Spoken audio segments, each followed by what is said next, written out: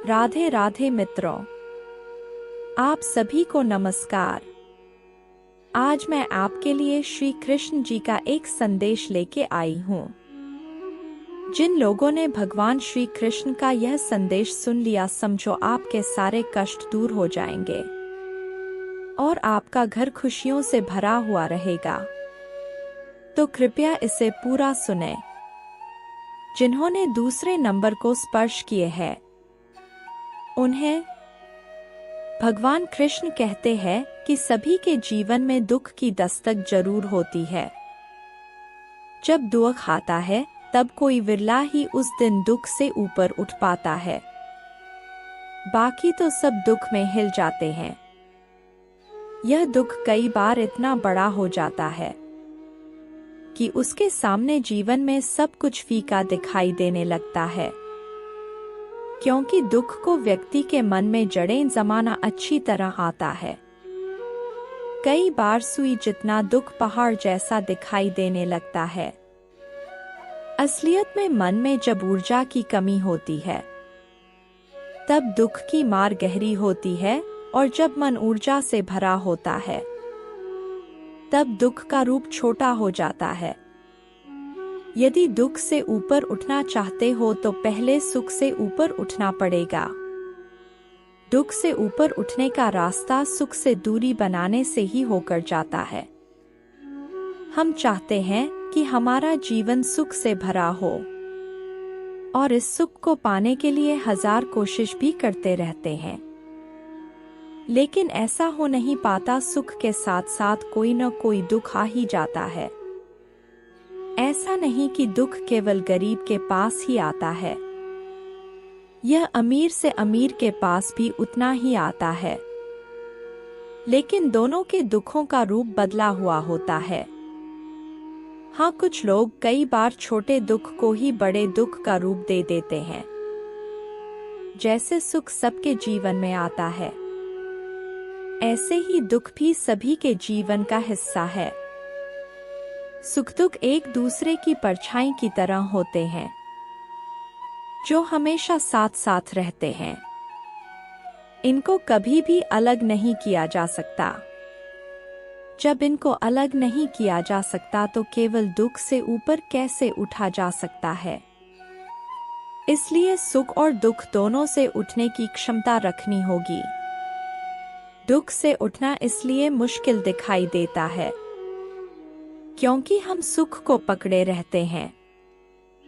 दुख से ऊपर उठना हो तो सुख की चाहत छोड़नी होगी। सुख के पीछे भागना त्यागना होगा।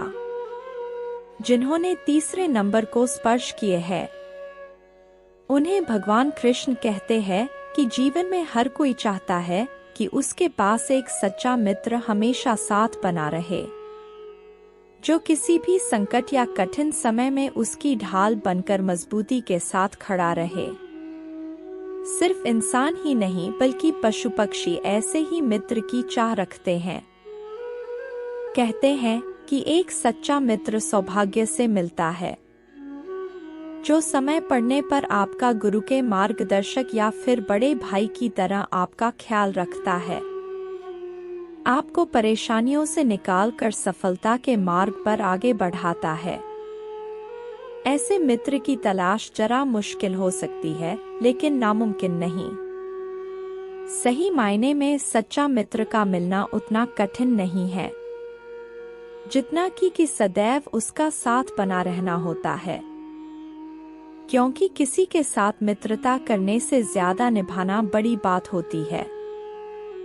सच्ची मित्रता एक ऐसे मजबूत बंधन की तरह होती है जो किसी भी मुश्किल भरे में टूटता या खुलता नहीं है। एक सच्चा मित्र बगैर लाभानी की चिंता किए हुए अपने मित्र को बगैर जताए उसकी मदद करता है। जिन्होंने पहले नंबर को स्पर्श किए हैं उन्हें भगवान कृष्ण कहते हैं कि जिंदगी के सफर में हमें कई बार सिखाया जाता है कि जीने का असली मतलब क्या है। विचारशील लोगों के लिए यह सफर एक अद्वितीय अनुभव का संग्रह है, जो हमें सीखने के लिए, प्रेम के लिए और बदलाव के लिए अवसर प्रदान करता है। इस बात को समझना जरूरी है कि सफलता और खुशियां धीरे धीरे नहीं, बल्कि अनुभवों के माध्यम से प्राप्त की जाती हैं। किसी भी दिशा को चुनने के लिए हमें उत्साह और साहस की आवश्यकता होती है। हमें हमेशा याद रखना चाहिए कि हर रोज एक नई संधि, एक नया आरंभ है। यदि हम जीवन के मुश्किल हालातों का सामना करते हैं, तो हमें सच्चे मूल्यों और धैर्य की जरूरत होती है। जीवन में सफलता प्राप्त करने के लिए हमें संकल्प, समर्पण और समर्थता की आवश्यकता होती है। हमें अपने सपनों की पूर्ति के लिए प्रतिबद्ध रहना चाहिए और हमेशा ईमानदारी से काम करना चाहिए।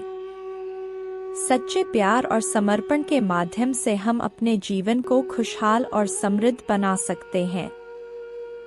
श्री कृष्ण जी कहते हैं कि जीने का सही मतलब क्या है। हमें संघर्ष को स्वीकारना और परिस्थितियों के साथ सहयोग करना सीखना चाहिए। अपने सपनों को पूरा करने के लिए हमें निरंतर प्रयास करना चाहिए और कभी भी उत्साह खोने का दुख नहीं करना चाहिए। आखिरकार जीवन का सही मतलब उत्साह, संघर्ष और समर्पण में छिपा हुआ है। जिन्होंने भगवान श्री कृष्ण के संदेश अंत तक सुने हैं, वो सत्य वचन ज्ञान चैनल को सब्सक्राइब करें और कमेंट में जय श्री कृष्ण जरूर लिखें। मिलते हैं अगले संदेश के साथ।